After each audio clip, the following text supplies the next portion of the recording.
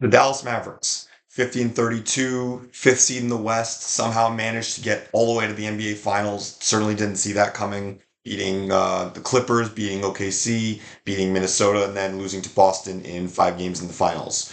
A lot of Dallas' success last season was off of the trades they made to acquire PJ Washington and Daniel Gafford in tandem with putting Derek Jones Jr. in the starting lineup. After the trade, now there are 2 games at the end of the regular season that the Mavs tanked because they didn't really try to get seeding position. It's sort of a thing that happens every year. But with those first 28 games, the Mavs went 21-7 with Gafford and Lively and Washington and Jones and Jr. in the starting lineup, as I said, and they were the number 6 defense, which is pretty good, I gotta say, when they were bottom 10 prior to that.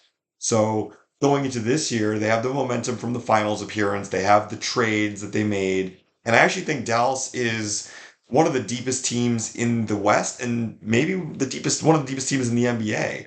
Luka's Luka. He was third in MVP voting. He did have a longer offseason, slightly, because Slovenia had to compete in the qualifying games. They didn't make it to the Olympics itself, but still lengthier off season, not that bad. He is also a little bit banged up. He had a calf strain already in training camp. That's not a great sign, but I'm sure he'll come back from that. Kyrie is Kyrie. I don't know how long Kyrie's going to be this great player, but he was great last season, and all signs point to he'll still be great this season. Dallas picked up Klay Thompson in a trade, sign and trade in the offseason. Now, Klay is not the Klay of old. He's just Klay that is old. And the current version of Klay Thompson, still a solid shooter, 39% on catch and shoot threes the last 3 seasons. But you compare that to the 3 seasons prior to the injury where he shot, you check, 43%. Not great. And his defense has definitely slipped massively. So he's going to start. There's no universe where he doesn't come to Dallas with the intention to start, but I'd like to think that at some point Dallas will realize that's a mistake and put him on the bench. And then who takes his place? Dante Exum had a great, fantastic season. What a find last season. He could certainly start in that role. I think Quentin Grimes is worth a consideration. They picked him up in a trade, a steal of a trade, by the way, from Detroit to get off of Tim Hardaway's contract and get Quentin Grimes for almost nothing. Now, some of that's offset by trading Josh Green in the Klay Thompson deal. I did like Josh Green, so I think I'm sad to see him not on that team anymore. But Quentin Grimes, I think, is worthy of consideration for that spot. So if you start Grimes, you start Luka, you start Kyrie. I actually, there are some questions at the 4 because PJ Washington is the nominal 4, but Derek Jones Jr. was great, and now he's not on the team. He went to LA and he's essentially replaced by Najee Marshall, who is a little taller and is actually 1 year younger. I thought he'd be a lot younger. Go figure. But Najee Marshall, not quite as good defensively as Derek Jones Jr., a little bit more athletic. His shooting can be pretty hit or miss. And I worry about that from, a fit standpoint as, can he stay on the floor if he's not going to be as good defensively? Because Jones had to guard a lot of the best players. Like he was tasked with a lot of that and did an excellent, excellent job. Did not see that coming. And Marshall's going to have to fill some big shoes. And PJ Washington is going to have to fill some big shoes because if you start Klay and Kyrie and Luka for the first, let's say, 20 games of the season, your defense is going to be awful. As great as Derek Lively was last season and will be this season, probably as great as Gafford was and probably will be.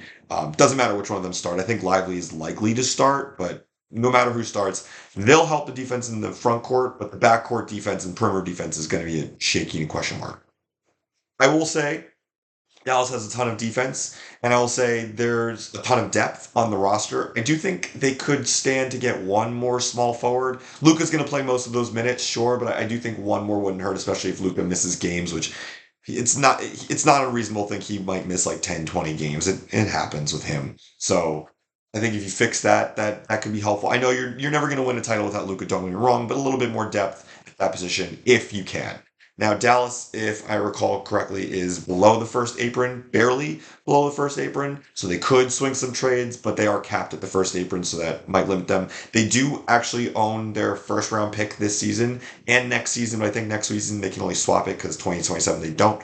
But there is a little bit of optionality for making trades. Not saying that they need to. I think they're one of the teams that doesn't really need to. They can just run back the same roster and, have a lot of success. And looking sort of at the depth chart. Doncic, Irving, Klay Thompson, Lively, Quentin Grimes, PJ Washington, Daniel Gafford, Dante Exum, Najee Marshall, Maxi Kleba. I didn't even talk about Kleba, who was hurt most of last year, but if he gets back to form, that's a massive deal for defensively. Dwight Powell's still on the team. I think he could do some stuff. He's probably like the fourth string center at this point, but I think he could do some stuff. And then you have sort of wild cards in Jalen Hardy and Spencer Dinwiddie. Now, Jalen Hardy did play in the playoffs a little bit out of necessity. Don't know if he's going to get minutes this year. As for Spencer Dinwiddie, now Spencer Dinwiddie left Brooklyn and had the option to go to either Dallas or the Lakers, and chose the Lakers and made some comments about maturity or something. And now he's back with Dallas. It seems a little weird to me.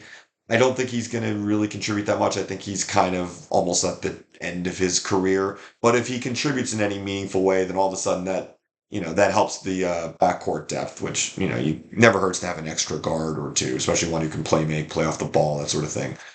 And yeah, I'm not counting on him, but again, I listed a ton of guys. That's a ton of depth they already have. As for Dallas's outlook, I actually think this team could be the number one seed in the West.